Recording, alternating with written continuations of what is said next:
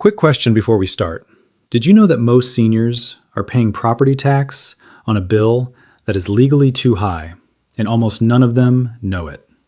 I am not talking about some tiny loophole that helps a handful of people in one county somewhere.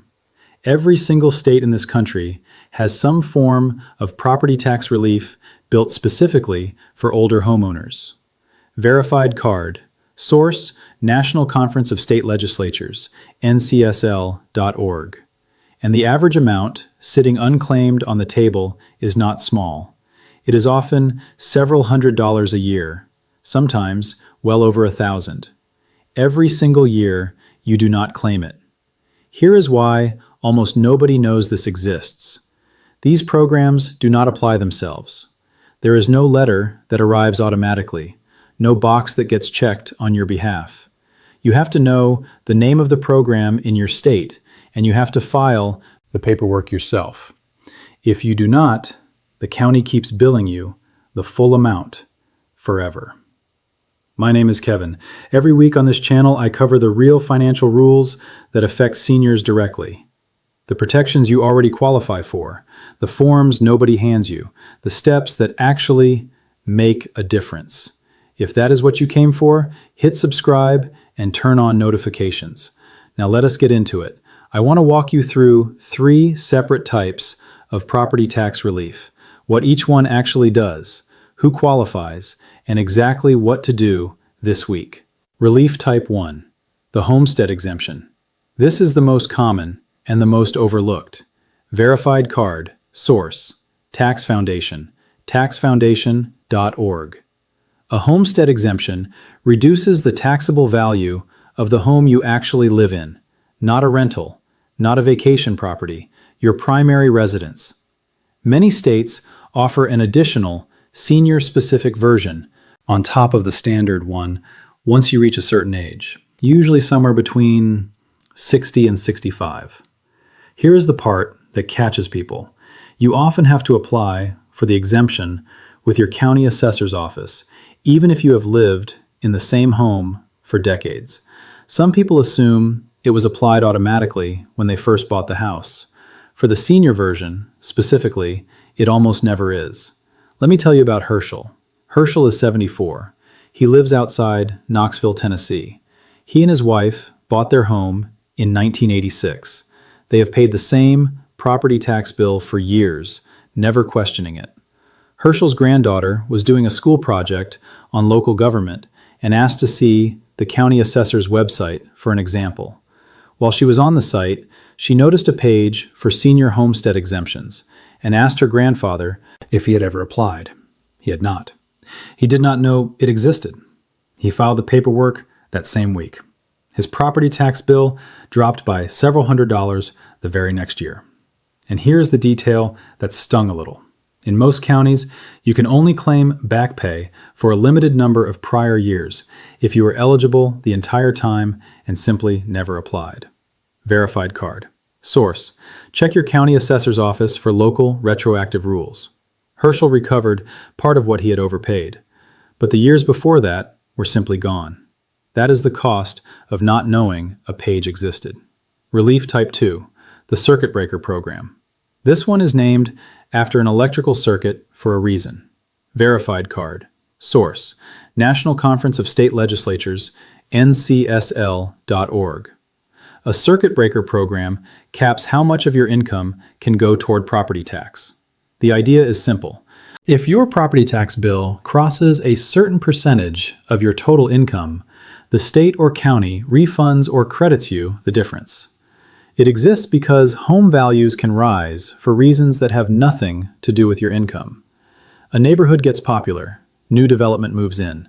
Suddenly, a retired teacher living on a fixed pension owns a home that is worth far more on paper and owes far more property tax, without a single extra dollar coming into the household. The circuit breaker trips before that becomes a crisis. Let me tell you about Pauline. Pauline is 79. She lives in a small house outside Portland, Oregon, that she and her late husband bought in 1971 for a fraction of what it is worth today. The neighborhood changed over the decades. Her property tax bill climbed along with it. On her fixed income, that bill eventually reached a point where she seriously considered selling the home she had lived in for over 50 years. A volunteer at her local senior center mentioned her state's circuit breaker program, almost in passing. Pauline had never heard the term before. She applied. Her tax bill was reduced significantly based on her income. She did not have to sell. She did not have to move. One conversation at a senior center saved the home her husband helped her raise 3 children in. I think about Pauline almost losing that home, not because she could not afford it years earlier, but because nobody had ever told her a program with that name existed. That is exactly why I put together a plain English guide called The Quiet Rules. It is the drawer version of everything I cover on this channel. The state-by-state starting point for exactly this kind of relief, the exact questions to ask, your assessor, and a simple worksheet to see which program might actually apply to you. Because the families who keep the most of their money are the ones who know what to ask for before a senior center volunteer happens to mention it in passing. You can find it at kevinexplains.shop. The link is right below this video, or scan the QR code on your screen right now. 7-day guarantee, always. Relief Type 3, the Tax Deferral Program. This one works differently from the other two, and it is worth understanding even if it does not fit your situation today. Verified card. Source: National Conference of State Legislatures, ncsl.org. A deferral program does not reduce what you owe. It lets you postpone paying it until the home is sold or passes to your heirs. The state places a lien on the property for the deferred amount, usually with modest interest. For a senior who is house rich, but cash poor, meaning the home has real value, but the monthly income is tight. This can be the difference between staying and being forced out by a tax bill that has nothing to do with what you can afford month to month. The trade-off is real, and I want to be honest about it. That deferred amount does eventually come due. It reduces what your heirs ultimately inherit from the sale of the home. This is not free money. It is a loan against your own equity on favorable terms. For some families, that trade-off makes sense. For others, it does not. That is a conversation to have with your own family, and ideally, a fee-only advisor before you sign anything.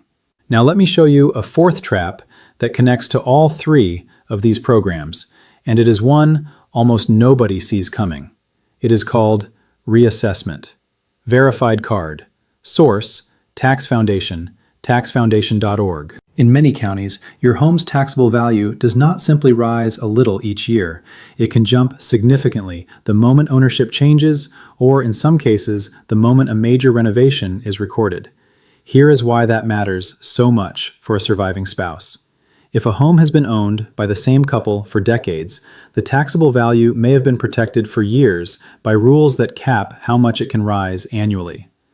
When one spouse passes and the home transfers, even to the surviving spouse, some counties treat that as a change in ownership that can trigger a full reassessment at current market value.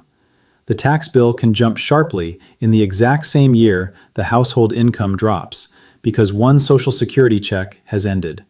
Verified card. Source: Check your state's specific spousal transfer exclusion rules. Many states do have an exclusion that protects a surviving spouse from this exact reassessment. But like everything else in this video, it is often not automatic. It frequently requires filing a specific form within a limited window after the death to preserve the original taxable value. Let me tell you about Vester. Vester is 77. He lives outside Little Rock, Arkansas. His wife passed 2 years ago. The home stayed in his name. Nothing about the house physically changed. The following year, his property tax bill arrived nearly double what he had paid before. He called the assessor's office, confused and upset, assuming it was a mistake. It was not a mistake. It was a reassessment triggered by the transfer of the deed after his wife's passing. There was an exclusion available to him that would have prevented it entirely, but it required filing within a set number of months after the transfer. That window had already closed by the time he called. Vester is now paying a significantly higher bill for the rest of the time he owns that home because a form nobody told him about had a deadline nobody told him about either. If your name is going to change on a deed for any reason, marriage, divorce, a death, call your county assessor before or immediately after that transfer happens and ask directly, does this trigger a reassessment and is there an exclusion I need to file for? That single phone call at the right moment is worth more than almost anything else in this video. Now, I have already given you 3 different programs with 3 different names, 3 different applications, and 3 different sets of rules that vary by state. I think about Vester paying a doubled tax bill for the rest of the time he owns that home because a deadline he never knew existed closed quietly while he was grieving. That deadline is exactly the kind of thing the Quiet Rules is built to catch before it closes. It includes a state-by-state starting point for property tax relief, the exact questions to ask your county assessor, and specifically the reassessment exclusion window, so a transfer after a death or a marriage does not quietly cost your family thousands of dollars because nobody knew to ask in time. You can find it at kevinexplains.shop. The link is in the description and in the pinned comment at the top, or scan the QR code on your screen right now. 7-day guarantee, no questions asked. Now, I want to be honest about the limits of all this, because I promised you on this channel I never oversell. These programs are not federal. There is no single national law that gives every senior the same relief. Every state runs this differently. Some states offer generous senior-specific exemptions. A few states offer very little beyond the standard Homestead exemption available to everyone. Verified card. Source: National Conference of State Legislatures, ncsl.org. Income limits vary widely from state to state. Age requirements vary too. There is no way for me to tell you on this video exactly what you personally qualify for. Only your county assessor can tell you that. But here is what I can tell you. In nearly every state in this country, some form of relief exists, and the single biggest reason people do not receive it is not that they fail to qualify, it is that they never file the paperwork. Let me tell you about Nettie. Nettie is 81. She lives in a small town in central Indiana. For years, she assumed that because her home was modest and her tax bill was not enormous, there was nothing worth looking into. Her son, who works in insurance, happened to mention that he had helped a client lower their property tax through a program Nettie had never heard of. She called her county assessor's office almost out of curiosity more than expectation. The clerk on the phone asked her a few questions about her age and her income and told her she qualified for a reduction she had never claimed in the 11 years she had owned the home. 11 years. Nettie was not careless, she was simply never told. That is the entire story of property tax relief in this country. It is not hidden on purpose, it is simply never announced. Let me give you the exact words to use when you make that call, because how you ask genuinely changes how helpful the person on the other end can be. Do not ask, "Do I qualify for anything?" That question is too broad, and it is easy for a busy office to answer with a simple no. Instead, say this: I am a senior homeowner. Can you tell me whether this county offers a senior homestead exemption, a circuit breaker program, or a property tax deferral, and what the income and age requirements are for each one? Naming all 3 programs specifically forces a real answer about each one, instead of a general, "We don't have much here." And if you are asking on behalf of a parent or an older relative, say that clearly too. Many offices can walk a family member through the process, even if the paperwork ultimately needs the owner's signature. Now, your action checklist. 4 things. This week. Step 1. Find your county assessor's office, online or by phone, and ask directly, does this county offer a senior homestead exemption, a circuit breaker program, or a property tax deferral? Ask about all 3 by name. Step 2. If you qualify for an exemption, ask specifically whether you can claim any prior years you were eligible but never applied. Many counties allow this for a limited window. It costs nothing to ask. Step 3. If your property tax has been climbing faster than your income, specifically ask about a circuit breaker program by that name. Not every county employee will bring it up unprompted. You have to ask for it directly. Step 4.